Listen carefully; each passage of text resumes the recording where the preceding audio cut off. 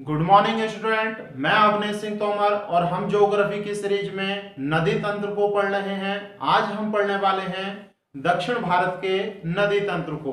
हमने मुख्य रूप से कल की वीडियो में पढ़ा है भाई कि दक्षिण भारत का जो नदी तंत्र है उसका वर्तमान स्वरूप किस प्रकार से हुआ, और मुख्य रूप से जो दक्षिण भारत का नदी तंत्र है या प्रमुख नदियां हैं उनका जो स्वरूप है, और साथ ही साथ जो नदियां हैं उनकी विशेषताएं क्या हैं, ये सारी चीजें हम कल पढ़ चुके हैं और आज इस वीडियो में पढ़ने वाले हैं मुख्य रूप से नदियों को। तो देखो, कल हमने ये बात करी थी भाई कि प्रायद्वीपीय भारत की नदियों को मुख्यतः दो भागों में विभाजित किया जा सकता है। कितने भागों में विभाजित किया जा सकता है भाई? दो भागों में विभाजित किया जा सकता है। इतना आपको दिख रहा होगा। देखो, तो इस प्रकार से यहां पर कल हम देख रहे थे भाई कि पश्चिमी घाट पर्वत है। ये मुख्य रूप से कौन सा पर्वत है?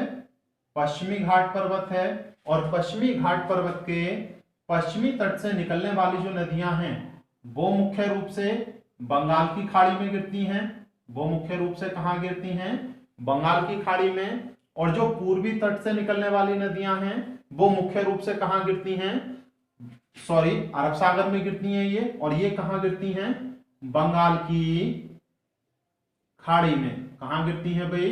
बंगाल की खाड़ी में। तो आप हेडिंग लिख सकते हैं, आज इन नदियों को हम पढ़ने वाले हैं और अगले वीडियो में हम पढ़ेंगे इन नदियों को। तो आप एक हेडिंग लिखें, बंगाल की खाड़ी में गिरने वाली नदियां। नहीं तो हेडिंग लिख सकते हैं पूर्वी तट की नदियां। ये कौन सा तट है? पूर्वी तट की नदियां। तो ये हेडिंग आप लिख सकते हैं। देखो, बंगाल की खाड़ी में गिरने वाली नदियां या पूर्वी तट की नदियां। तो एक लाइन और लिखनी है, इन नदियों का उत्तर से दक्षिण की ओर कभी कभी क्रम पूछ लिया जाता है। इन नदियों का उत्तर से दक्षिण की ओर कभी कभी क्रम पूछ लिया जाता है। तो मैं आपको सीक्वेंस से लिख देता हूं भाई। देखो, एक नदी ये है आपकी, छोटा नागपुर पठार के क्षेत्र से निकलती है भाई और उड़ीसा में मुहाना बनाती है। सही है, इसे कहते हैं स्वर्ण रेखा नदी। स्वर्ण रेखा नदी। तो याद रखेंगे, जो बंगाल की खाड़ी में प्रत्यक्ष रूप से, ये सारी बातें देखो मैं ऊपर लिख देता हूं, बंगाल की खाड़ी में, बंगाल की खाड़ी में गिरने वाली नदियां, गिरने वाली नदियां, और उनमें सबसे उत्तरी नदी हमने पढ़ी स्वर्ण रेखा नदी। स्वर्ण रेखा नदी के बाद में है दूसरी एक और नदी है जो मुख्य रूप से उड़ीसा में बहती है। इस नदी का नाम है बैतरणी नदी। बैतरणी नदी।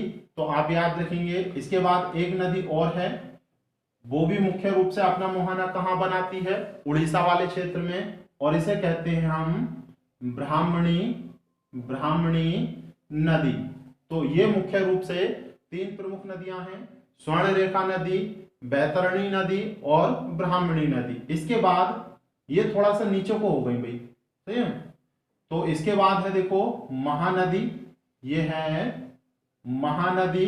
और महानदी के बाद सबसे बड़ी नदी हम पढ़ने वाले हैं। देखो, यहां से जो निकलकर आती है भाई, ये मान सकते हैं आप पश्चिमी घाट पर्वत। पश्चिमी घाट पर्वत में यहां से निकलकर एक नदी आती है, इसका नाम है गोदावरी नदी।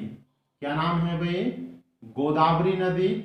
और गोदावरी के बाद एक और प्रमुख नदी है कृष्णा नदी। कृष्णा नदी। और यहीं से एक छोटी सी नदी निकलती है, इसका नाम है पेन्नार नदी।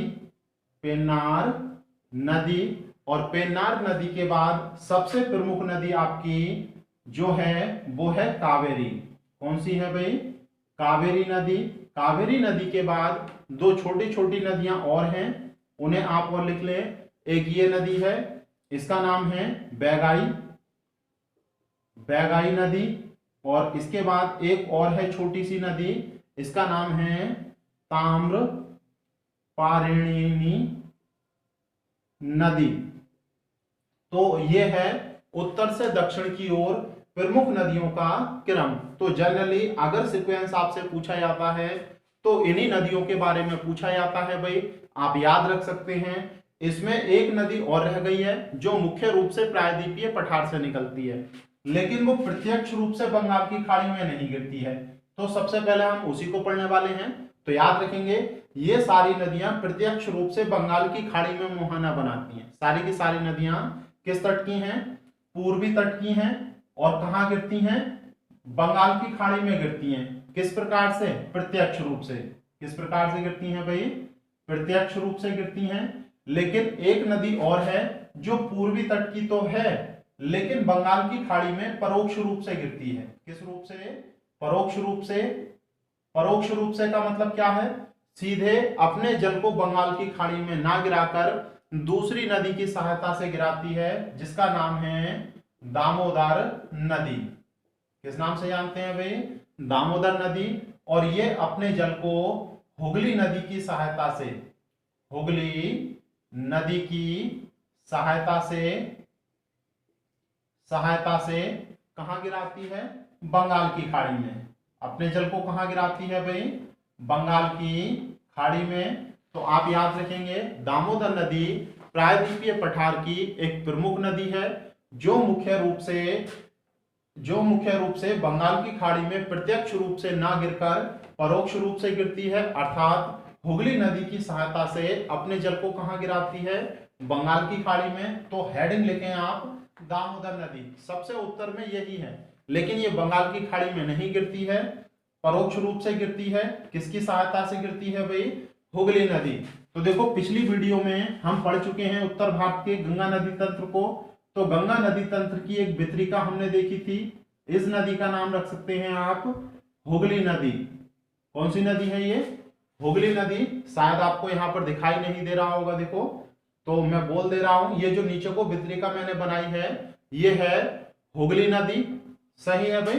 तो यहीं पर एक नदी है, इधर आप यहां से मान सकते हैं, यहां से इसका उद्गम है और इस प्रकार से बहकर जाती है और हुगली नदी में अपना मुहाना बनाती है। हुगली नदी में अपना मुहाना बनाती है, इसी को कहते हैं दामोदर नदी। तो आप देख सकते हैं, अगर दामोदर नदी के उद्गम स्थल की बात करें, दामोदर नदी के उद्गम स्थल की बात करें, तो इसका जो उद्गम होता है छोटा नागपुर के पठार से होता है। कहां से होता है? छोटा नागपुर के पठार में, झारखंड से। और झारखंड में एक स्थान है पलामू, पलामू से होता है। कहां से होता है इसका उद्गम? पलामू से होता है। तो आपको याद रखना है, पलामू एक चीज के लिए और जाना जाता है, यहां पर एक टाइगर रिजर्व है, यहां पर टाइगर रिजर्व है। तो याद रखेंगे, मुख्य रूप से टाइगर रिजर्व के लिए भी जाना जाता है। तो कहां से होता है इसका उद्गम? पलामू से। और पलामू से निकलने के बाद ये नदी मुख्य रूप से झारखंड और पश्चिम बंगाल में लगभग 592 किलोमीटर की दूरी तय करती है। और दूरी तय करने के बाद अपना मुहाना कहां बना रही है? हुगली नदी में। कहां बना रही है? ये लगभग कुछ बुकों में कम ज्यादा दे रखी है, तो आप परेशान नहीं हो, लंबाई कभी नहीं पूछी जाएगी। 592 किलोमीटर की लंबाई तय करने के बाद अपने जल को ले जाकर कहां गिराती है? हुगली नदी में। और हुगली नदी इसके जल को कहां गिरा देती है? बंगाल की खाड़ी में। तो इतनी ही बात याद रखनी है इससे संबंधित। और आगे की चीजें देखते हैं। देखो, ये जो नदी है आपकी, ये मुख्य रूप से कुछ औद्योगिक क्षेत्रों से होते हुए गुजरती है। सही है। ये जो दामोदर नदी है, कुछ प्रमुख औद्योगिक क्षेत्रों से, जैसे हजारीबाग के पठार से होकर गुजरती है। ये प्रमुख औद्योगिक क्षेत्र है। इसके बाद ये मुख्य रूप से गिरिडीह से होकर गुजरती है। इसके बाद मुख्य रूप से ये धनबाद से होकर गुजरती है। और धनबाद के बाद ये मुख्य रूप से रानीगंज से होकर गुजरती है। रानीगंज के बाद मुख्य रूप से ये आसनसोल से होकर गुजरती है। तो ये सारे के सारे प्रमुख औद्योगिक क्षेत्र हैं। और इन औद्योगिक क्षेत्र से निकलने वाले जो दूषित रसायन हैं, वो इसमें प्रवाहित किए जाते हैं। और प्रवाहित करने के बाद भारत की सबसे ज्यादा प्रदूषित नदियों में इसका नाम लिया जाता है। तो भारत की अधिकतम प्रदूषित नदियों में एक स्थान किसका भी है? दामोदर नदी का भी है। और यह तक कहा गया है भाई इसके लिए कि ये मुख्य रूप से गिरिडीह से लेकर, ये मुख्य रूप से गिरिडीह से लेकर दुर्गापुर तक, पश्चिम बंगाल के दुर्गापुर तक लगभग 300 किलोमीटर की दूरी तय करती है। और यहाँ पर इतना ज्यादा रासायनिक अपशिष्ट इसमें गिराया गया है कि ये एक प्रकार की जैविक मरुस्थल बन चुकी है। क्या बन चुकी है भाई? जैविक मरुस्थल। इसे कहते हैं बायोलॉजिकल डेजर्ट। बायोलॉजिकल डेजर्ट का मतलब है नदी का वह क्षेत्र जहां पर कोई भी जलीय जीव नहीं पाया जाता। यानी कि यहाँ पर इतने प्रदूषित रसायन इसमें गिराए गए हैं कि जितनी भी मछलियां थी या जितने भी अन्य जलीय जीव थे वो सारे के सारे मर चुके हैं। तो आपको याद रखना है जैविक मरुस्थल के नाम से किस नदी को जाना जाता है? दामोदर नदी को जाना जाता है। तो आप इतनी बात समझ पा रहे होंगे, तो मैं इसे रख कर रहा हूं भाई, आप स्क्रीनशॉट ले सकते हैं। और भी बहुत सारी बातें हैं इस नदी से संबंधित जानने के लिए। देखेंगे, देखो ये जो नदी है मुख्य रूप से, जैसे पीछे हम पढ़ चुके हैं भाई कि भारत की दो प्रमुख नदियां दो प्रमुख नदियां, एक तो नर्मदा और तापी। नर्मदा और तापी ये रिफ्ट वैली में बहती हैं। किसमें बहती हैं? रिफ्ट वैली, यानी कि भ्रंश घाटी, भ्रंश या फिर विभ्रंश घाटी में बहती हैं। उसी प्रकार से ये जो नदी है दामोदर नदी ये भी विभ्रंश घाटी से बहती है। सही है, लेकिन थोड़ा सा अंतर है। आप याद रखेंगे ये जो रिफ्ट वैलियां हैं नर्मदा और तापी की किस प्रकार से निर्मित हुई हैं? कल हमने बात करी थी जो प्रायद्वीपीय पठार था उसका उत्तरी भाग जब किससे टकराया था भाई? उत्तर भारत में जो यूरेशियन प्लेट थी उससे टकराया, तो इसमें अवतलन हुआ और अवतलन के कारण इसके भाग नीचे को चले गए और रिफ्ट वैलियां बनी। लेकिन दामोदर नदी घाटी की जो रिफ्ट वैली है वो इस प्रकार से नहीं बनी है, वो निम्ना वलय के कारण बनी है, निम्न वलय के कारण निर्मित हुई है। तो याद रखेंगे, इसे इंग्लिश का शब्द ज्यादा पूछा जाता है भाई इसका डाउन वार्पिंग। सही है, तो आपसे कभी पूछा जाए कि डाउन वार्पिंग या निम्न वलय का के कारण निर्मित जो आपकी भ्रंश घाटियां होती हैं उसका संबंध किस नदी से है? तो उसका संबंध किससे है? दामोदर नदी से। और आप याद रखेंगे, देखो ये जो आपकी दामोदर नदी है इस नदी की घाटी में मुख्य रूप से गोंडवाना क्रम की चट्टानें पाई जाती हैं। किस क्रम की?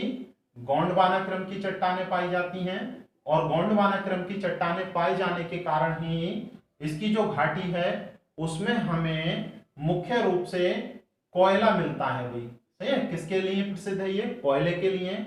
और यहीं पर सबसे बड़ा या कोयले का क्षेत्र धनबाद जिला इसी नदी घाटी में अवस्थित है। और इसी में अवस्थित है झरिया की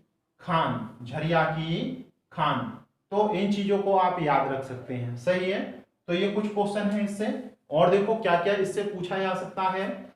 ये जो नदी है इसकी कुछ प्रमुख सहायक नदियां हैं। दामोदर नदी की कुछ प्रमुख सहायक नदियां हैं, जैसे मैं यहां पर लिख देता हूं। जैसे एक बोकारो इसकी प्रमुख सहायक नदी है। एक है बराकर इसकी प्रमुख सहायक नदी है। एक है कोनार इसकी प्रमुख सहायक है। एक जमुनिया ये इसकी प्रमुख सहायक नदी है। और एक है साली, ये इसकी कुछ प्रमुख सहायक नदियां हैं। तो आपको इन्हें याद रखना है। ये सारी की सारी किस नदी में जाकर गिरती हैं? दामोदर नदी में। और याद रखेंगे ये जो दामोदर नदी है वो हुगली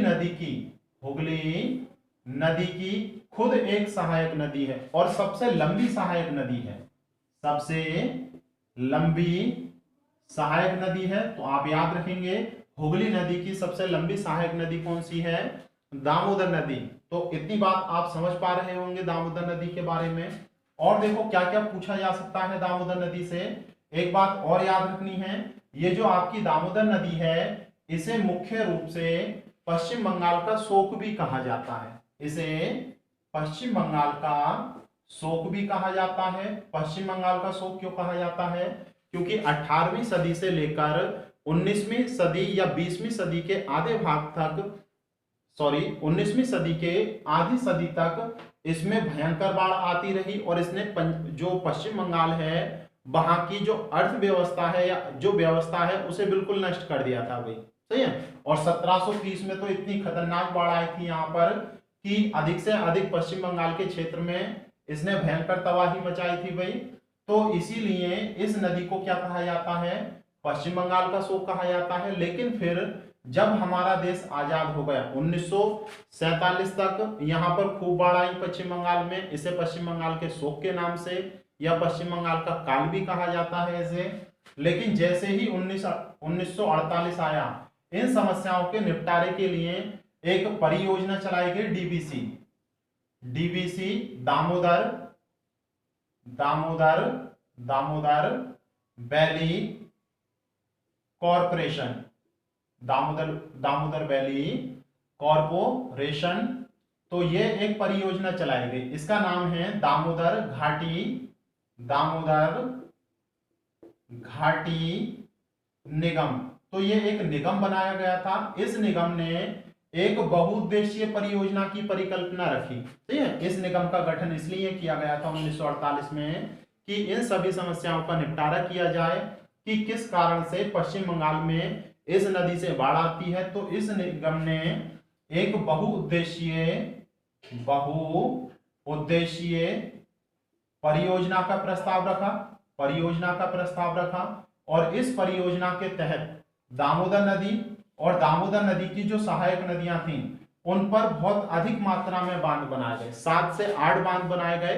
तो आपको सारे याद नहीं रखने हैं। तो डीवीसी या दामोदर वैली कॉरपोरेशन के तहत जो दामोदर घाटी परियोजना थी उसमें मुख्य रूप से जो कुछ बांध हैं वो मैं आपको लिखा देता हूं। एक का नाम है कोनार बांध, कोनार नदी पर बनाया गया था। और पांचेत हिल ये बांध है। एक है मैथान, एक है तेलैया बांध। तो ये कुछ बांध थे जो दामोदर घाटी परियोजना के अंतर्गत इस नदी पर बनाए गए। और जब ये बांध बना दिए गए तो पानी को नियंत्रित कर लिया गया और पश्चिम बंगाल के क्षेत्र में अब इसके कारण कोई भी बाढ़ नहीं आती। और एक क्वेश्चन और याद रखना है, ये 1938 की बात है भाई। 1938 की दामोदर नदी से एक नहर निकाली गई। ये पूछी जा चुकी है, एडन नहर। कौन सी नहर थी? एडन नहर।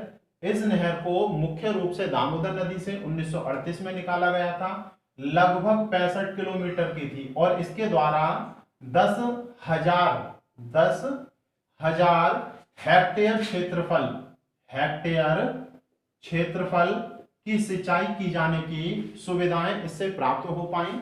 तो आप इन बातों को ध्यान रखेंगे थोड़ा सा, तो आगे चलकर और भी चीजें हमें पढ़नी हैं। तो यही है बस इस नदी से। इसके बाद अगली नदी आप हेडिंग लिख सकते हैं, स्वर्णरेखा नदी। हेडिंग लिखो, स्वर्णरेखा नदी। तो स्वर्णरेखा नदी का अगर उद्गम स्थल देखें तो झारखंड में रांची के निकट से होता है। कहां से होता है भाई? झारखंड में रांची के निकट से होता है। एक नगरी गावो स्थान है,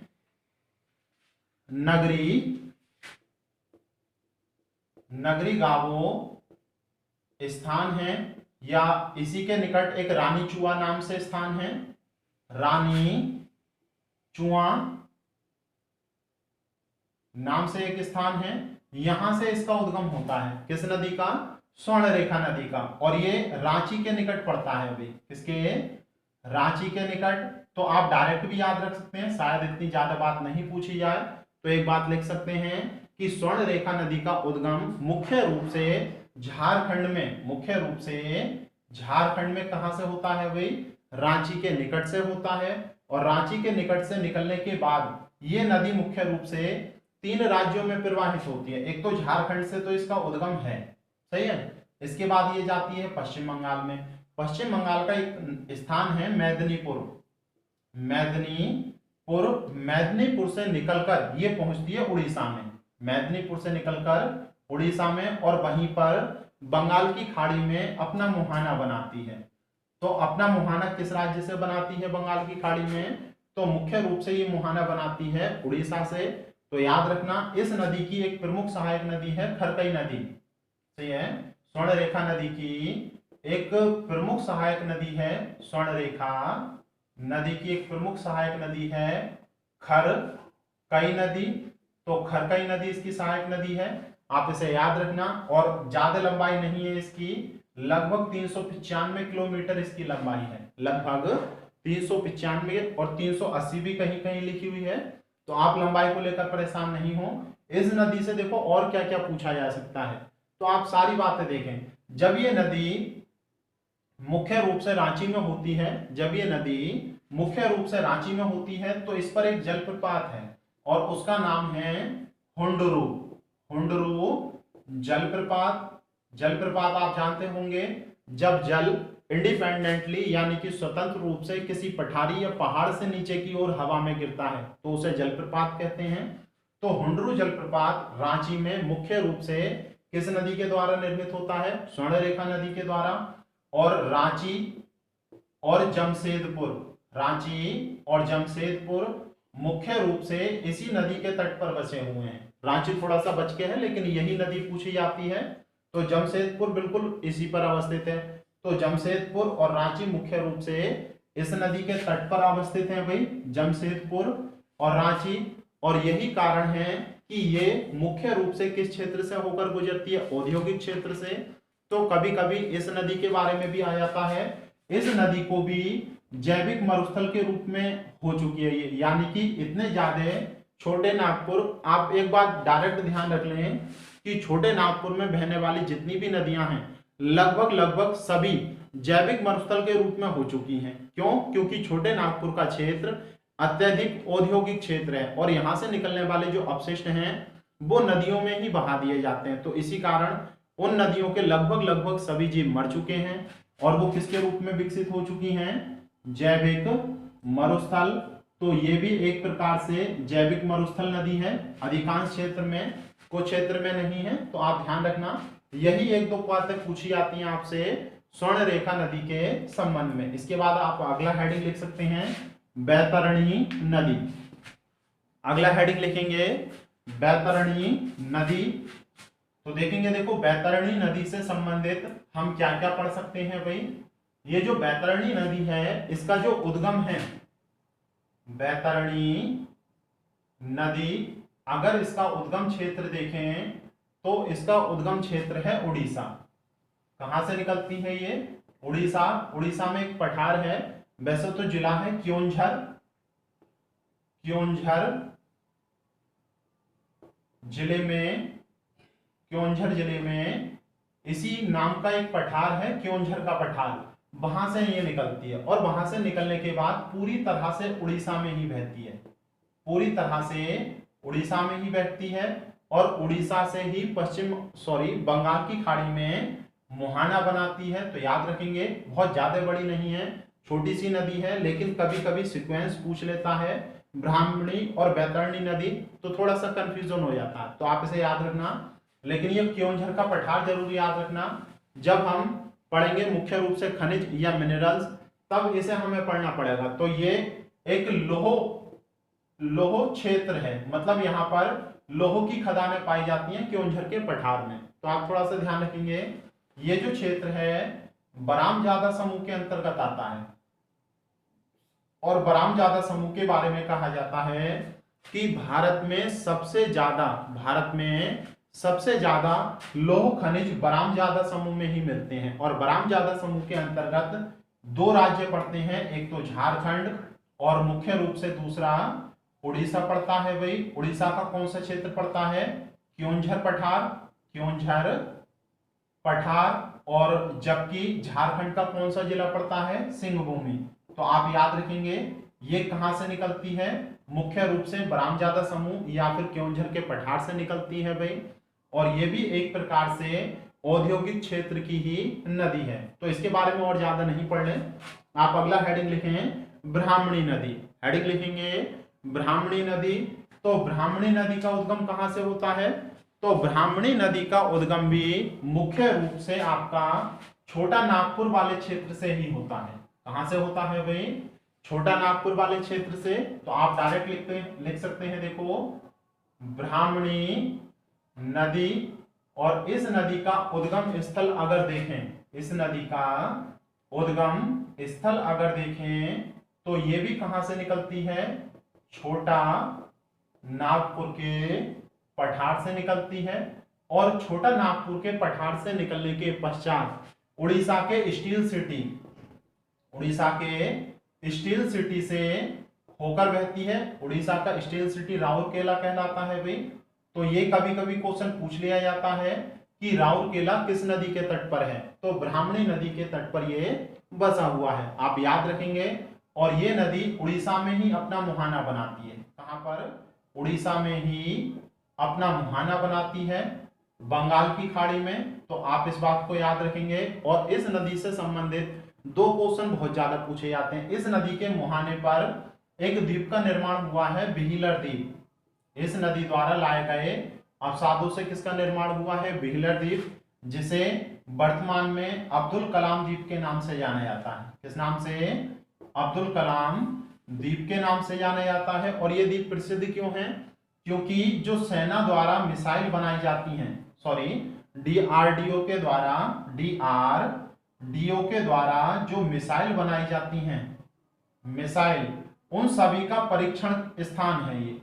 उनका परीक्षण मुख्य रूप से कहां से किया जाता है? व्हीलर द्वीप या अब्दुल कलाम द्वीप से ही किया जाता है। तो याद रखेंगे, ब्राह्मणी नदी क्षेत्र में उड़ीसा में एक स्थान पड़ता है तालचर। तालचर या कभी कभी ये तलचर भी लिखा हुआ आता है। तो याद रखेंगे, प्रमुख औद्योगिक क्षेत्र या फिर ये कह सकते हैं कोयला क्षेत्र है। ये क्या है भाई? कोयला क्षेत्र है। गोंडवाना क्रम की चट्टानें, बिटुमिनस कोयला मिलता है यहां से। और यहीं पर एक ताप विद्युत गृह भी लगा हुआ है। तो तलचर ताप विद्युत गृह मुख्य रूप से उड़ीसा में है। और ये नदी घाटी किसके, कौन सी नदी घाटी में है? ब्राह्मणी नदी घाटी में। तो ब्राह्मणी नदी से ये एक दो क्वेश्चन आपके मुख्य रूप से पूछ लिए जाते हैं। और देखो, जब ब्राह्मणी नदी को आप पढ़ रहे होंगे तो एटलस में ध्यान से देखना, इसी के मुहाने पर ब्राह्मणी नदी जहां पर अपना मुहाना बनाती है या जहां से इसका डेल्टा बनना शुरू होता है, वहीं पर भीतरी कनिका नाम का एक आरक्षित क्षेत्र है। ये मुख्य रूप से एक रामसर साइड है। ये मुख्य रूप से एक रामसर साइड है। रामसर साइड आपको पता है भाई, जो दलदली क्षेत्र होते हैं, जो आपके रहने वाले जीव होते हैं, उनके लिए आरक्षित कर दिए जाते हैं, उन्हें रामसर साइड कहा जाता है। आगे आपका चैप्टर है पूरा, हम पढ़ेंगे। तो याद रखना थोड़ा सा, भीतरी कनिका जो आपकी रामसर साइड है या भीतरी कनिका जो आरक्षित क्षेत्र है, यहाँ पर बहुत बड़ी मात्रा में जो आपके मगरमच्छ होते हैं, क्रोकोडाइल, उनका संरक्षण किया जाता है, उन्हें पाला जाता है भाई। और बाकी के जो जीव होते हैं रहने वाले, उनको भी यहाँ पर संरक्षित किया जाता है। तो आप ध्यान रखेंगे किस नदी के तट पर है? तो मुख्य रूप से ब्राह्मणी नदी द्वारा इस रामसर साइट का निर्माण किया जाता है। तो आपको इतनी बातें क्लियर हो रही होंगी। और इसके बाद दक्षिण भारत की हम प्रमुख नदी पढ़ने वाले हैं भाई, महानदी। सही है। तो आप हेडिंग लिख सकते हैं महानदी। महानदी से संबंधित क्या क्या क्वेश्चन बन सकते हैं? सबसे पहले तो हम यही देखते हैं कि इस नदी का उद्गम स्थल कौन सा है भाई। तो देखेंगे, देखो अगर हम इसके उद्गम स्थल की बात करें, महानदी के उद्गम स्थल की बात करें, तो इसका उद्गम होता है दंडकारण्य के पठार से। महानदी की अगर बात करें तो इसका उद्गम कहां से होता है भाई? इसका उद्गम होता है दंडकारण्य के पठार से। और ये दंडकारण्य का पठार कहां पड़ता है? छत्तीसगढ़ में। कहां पड़ता है भाई? छत्तीसगढ़ में। तो छत्तीसगढ़ में एक सिंहाबा की पहाड़ी है। तो उन पहाड़ी से ही इसका उद्गम होता है। सिंहाबा की पहाड़ी से, जो मुख्य रूप से कहां पड़ती हैं? छत्तीसगढ़ में। वहां से इसका उद्गम होता है। और इसकी लंबाई लगभग 800 किलोमीटर है, 801 या 809, जो भी आपके पास लिखा हो। तो लगभग 800 किलोमीटर लिख सकते हैं, लगभग में। थोड़ा बहुत ऊपर नीचे होता है तो कोई समस्या नहीं है। तो इस नदी का उद्गम स्थल मुख्य रूप से झारखंड से होता है और छत्तीसगढ़ से होता है, और छत्तीसगढ़ से होने के बाद ये मुख्य रूप से उड़ीसा में बहती है। कहाँ बहती है भाई? उड़ीसा में बहती है, और उड़ीसा में ही अपना मुहाना बनाती है। उड़ीसा में ही अपना मुहाना बनाती है। इसका जो मुहाना बनता है वो मुख्य रूप से कटक के निकट बनता है। कटक के निकट ये अपना मुहाना बनाती है। या फिर एक और भी पूछ लिया जाता है, पारादीप। जो पारादीप बंदरगाह है, पारादीप बंदरगाह, उसके निकट ये अपना मुहाना बनाती है। तो या तो कटक आपसे पूछ लिया जाए या पारादीप बंदरगाह। ये क्वेश्चन पूछा गया है कि पारादीप बंदरगाह किस नदी के मुहाने पर अवस्थित है, तो याद रखेंगे महानदी के। और कटक को आप जानते होंगे भाई, कटक क्यों जाना जाता है? क्योंकि यहाँ पर राष्ट्रीय चावल अनुसंधान, चावल का रिसर्च सेंटर है। तो आप इसे याद रख सकते हैं। देखो यहां से एक चीज और पूछी जाती है, यहां जरा ध्यान से देखें आप। ये जो ऊपरी क्षेत्र में आप रख कर देता हूं भाई, आपने सारी नदियां पढ़ ली यहाँ की। तो ये जो क्षेत्र है, यहाँ दो पहाड़ियां अवस्थित हैं। तो कभी कभी वो पहाड़ियां पूछ ली जाती हैं, तो आप ध्यान रखेंगे। देखो महानदी इस प्रकार से यहां से निकल रही है, ठीक है, ये मान सकते हैं। तो यहां पर एक पहाड़ी है और यहां पर कटक मान सकते हैं। ये कटक किन पहाड़ियों में बसा हुआ है, ये क्वेश्चन आ चुका है। तो इन पहाड़ियों को मुख्य रूप से टिकर पाड़ा की पहाड़ी भी कहते हैं। टिकर पाड़ा की पहाड़ी भी कहते हैं, या पर्वत श्रृंखला। और ये जो पहाड़ियां हैं इन्हें अस्सिया की पहाड़ियां कहते हैं। किस नाम से जानते हैं भाई? अस्सिया की पहाड़ियां। देखो अगर नहीं चमक रहा हो तो मैं इधर लिख देता हूं, अस्सिया की पहाड़ियों के नाम से जाना जाता है। तो दोनों बातें आप याद रखेंगे। और इसी के मुहाने पर पारादीप अवस्थित है। पारादीप, तो ये दो तीन बातें हैं आपको याद रखनी है। और देखो महानदी से संबंधित क्या क्या क्वेश्चन आपसे पूछे जाते हैं, तो देखेंगे। देखो महानदी के बारे में एक क्वेश्चन बहुत पूछा जाता है, इसे उड़ीसा का शोक कहा जाता था। उड़ीसा का शोक कहा जाता था। जो दामोदर नदी के बारे में था भाई, बिल्कुल वही इसके बारे में था कि जो दंडकारण्य का पठार है उसके संपूर्ण जल को लेकर ये उड़ीसा में प्रवेश कर जाती थी और उड़ीसा में भयंकर बाढ़ आती थी। तो इस समस्या के निदान के लिए इस पर एक बांध बनाया गया। तो आप याद रखेंगे, जब उड़ीसा में ये प्रवेश करती है तो संभलपुर जिले से प्रवेश करती है, ठीक है। जब छत्तीसगढ़ से उड़ीसा में महानदी प्रवेश करती है तो मुख्य रूप से किस जिले से प्रवेश करती है भाई? संभलपुर जिले से। और यहीं पर एक बांध का निर्माण कर दिया गया है। यहाँ पर जो बांध है उसे हीराकुंड बांध के नाम से जानते हैं। किस नाम से जानते हैं भाई? हीराकुंड बांध। और ये भारत का लंबाई की दृष्टि से सबसे लंबा बांध है। भारत का सबसे लंबा बांध है और इसकी लंबाई 4801 मीटर है। कितनी है भाई? 4801 मीटर या 4.801 किलोमीटर लंबा है और भारत का सबसे लंबा बांध है। तो दो क्वेश्चन और बनते हैं यहां से कि संबलपुर किस नदी के तट पर है? महानदी के। और कटक किस नदी के तट पर है? महानदी के। तो इन दोनों बातों को भी आपको याद रखना है। देखो और दो बातें याद रखनी है। इसका जो निचला क्षेत्र है, निम्न क्षेत्र, वो नौकागाम में है। इसका जो निम्न क्षेत्र है वो नौकागाम में है। यहाँ पर नौका खूब चलाई जाती हैं। और छत्तीसगढ़ में जो इस नदी की बेसिन है, छत्तीसगढ़ में इस नदी की जो बेसिन है वो मुख्य रूप से धान की खेती के लिए प्रसिद्ध है। धान की खेती के लिए प्रसिद्ध है। बहुत अधिक मात्रा में वहां पर धान की खेती होती है। इसीलिए जो छत्तीसगढ़ है उसे भारत का धान का कटोरा कहते हैं। भारत का धान का कटोरा भी कहा जाता है। तो याद रखेंगे, rice bowl of India, rice bowl of India के नाम से भी जाना जाता है। तो ये एक दो बातें हैं जो महानदी के बारे में आपसे पूछ ली जाती हैं भाई। इसके अतिरिक्त महानदी की कुछ सहायक नदियां हैं। इसके अतिरिक्त महानदी की कुछ सहायक नदियां हैं। जैसे सबसे पहले हम देख रहे हैं दक्षिण की ओर से मिलने वाली प्रमुख सहायक नदियां हैं तेल नदी। दक्षिण की ओर से यानी कि इधर से मिलने वाली तीन प्रमुख नदियां हैं, सही है, तीन प्रमुख सहायक नदियां हैं, नाम ही लिख लें, ज्यादा नहीं पूछा जाता। तेल नदी,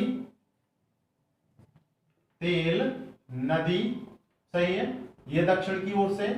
जोंक नदी, जोंक नदी, तो ये मुख्य रूप से यहां से पूछी जाती है। देखो, तेल नदी, जोंक नदी, और उत्तर की ओर से मिलने वाली प्रमुख सहायक नदियों में जो नाम आता है वो शिवनाथ, शिवनाथ नदी, सही है। शिवनाथ के अतिरिक्त और भी कुछ प्रमुख इसकी सहायक नदियां हैं, हसदो, मांड और इब। हसदो,